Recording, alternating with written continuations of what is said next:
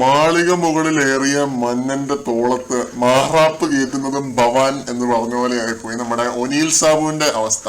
നിന്ന നിപ്പിലാണ് big boss ഹൗസിൽ നിന്നും പുറത്തേക്ക് പോയത്. എന്ന് വെച്ച് കഴിഞ്ഞാല് 13 പോയിന്റുകളോടെ ആ ഒരു ലീഡർ ബോർഡില് ലീഡിംഗ് ആയിട്ട് നിന്നൊരു മനുഷ്യനാണ് ഒനീൽ സാബു. റെന ഫാത്തിമ, ഒനീൽ സാബു ഇവരൊക്കെയാണ് ലീഡിംഗ് ആയിട്ട് നിന്നത് ആ ഒരു ബോർഡില്. അപ്പൊ അങ്ങനെ നിന്ന ഒരു മനുഷ്യൻ ഈ ഒരു ഒറ്റ ടാസ്ക് കൊണ്ട് പ്രധാന വാതിൽ വഴി പുറത്തേക്ക് വരിക എന്നൊരു അനൗൺസ്മെന്റും കേട്ടു. ഉടനെ തന്നെ പുറത്തേക്ക് പോകുന്ന ഒരു കാഴ്ച ശരിക്കും കണ്ടപ്പോ എനിക്ക് തന്നെ ഒരു സ്റ്റക്കായിപ്പോയി. ഈ മനുഷ്യൻ എന്ത് ചെയ്തിട്ടാണ് ഈ മനുഷ്യൻ ഔട്ടായല്ലോ എന്നുള്ളൊരിത്.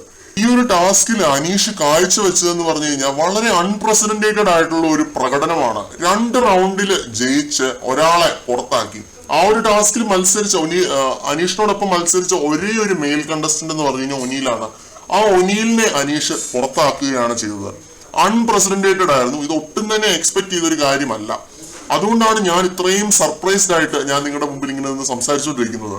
അത്രയധികം സർപ്രൈസും എക്സൈറ്റ്മെന്റും ആയിരുന്നു ഈ ഒരു സംഭവം കണ്ട സമയത്ത്.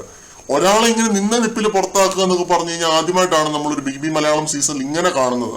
ഒരു ടാസ്കിന്റെ ഭാഗമായിട്ട് കളിച്ചു, തോറ്റു, ഔട്ടായി. ഇത് ആദ്യമായിട്ടാണ് കാണുന്നത്. അപ്പൊ അതിൻ്റെതായ ഒരു ഹൈ ഫീലിംഗിൽ ഇങ്ങനെ നിൽക്കുവാണ്.